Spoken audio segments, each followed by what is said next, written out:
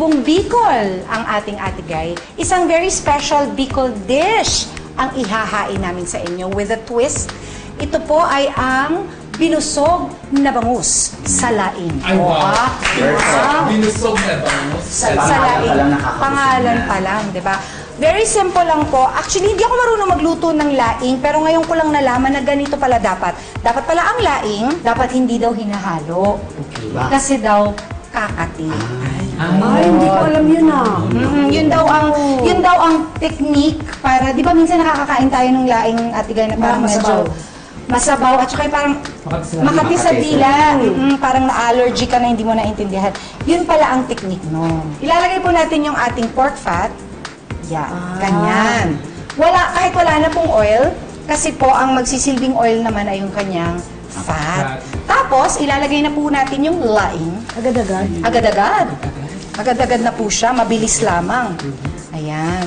Akala ko napaka-complicated ng laing na magsosote ka pa. Yun pala, hindi na.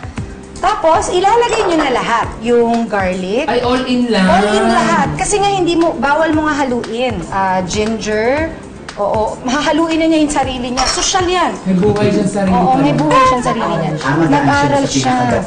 Oo, tapos ganyan. Mabilisan lang. Tapos yung ating bagoong, yung patis, tapos yung gata. And then you just let it simmer.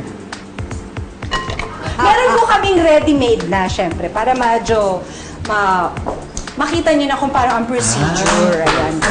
Yes! Okay. Don't worry about the laing kasi hindi po siya masusunog dahil bukod sa meron po siyang pork fat sa pinakailalim, yun po yung magsisilbing oil niya, meron pa tayong nilagay na gata na pag naluto, nagiging oil din. So you can just really leave it there. natin siya. Ganun yun kasi nakikinig ka ba kayo? Ayan. Siyempre, lalagyan natin ng konting salt and pepper yung ating fish. You have to season it. Konti lang naman kasi may lasa naman na yung ating lemongrass. Tapos ilalagay na po natin yung laing. Oh, yan yung bubusog. Yan ang bubusog sa kanya. Busog na niya. Ang bango. Ayan. Like sir. Siguro wag na lang natin masyadong busugin. Nakakahiya naman kay Kay bangus. kay bangus. Baka diet pala siya. Bloated. Nagda-diet pala siya. So, tapos, i-close natin siya. Ang sarap ng amoy. Amoy laing na agad. Uy, marunong na ako maglaing. Hindi ka ba naglaing? Hindi ako marunong maglaing eh.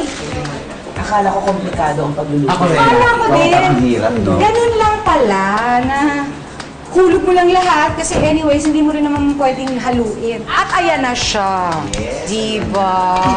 Ang pangara.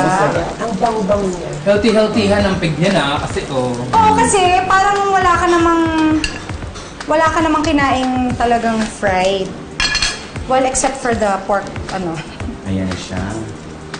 So, ibubuka lang po natin kasi kasama na yan sa plating. Yes! Perfect. Tikiman time! Tanggalin ko ang lemongrass. Ayan. O, sarap. Uy, ang sarap ng laing. Sarap. Yan.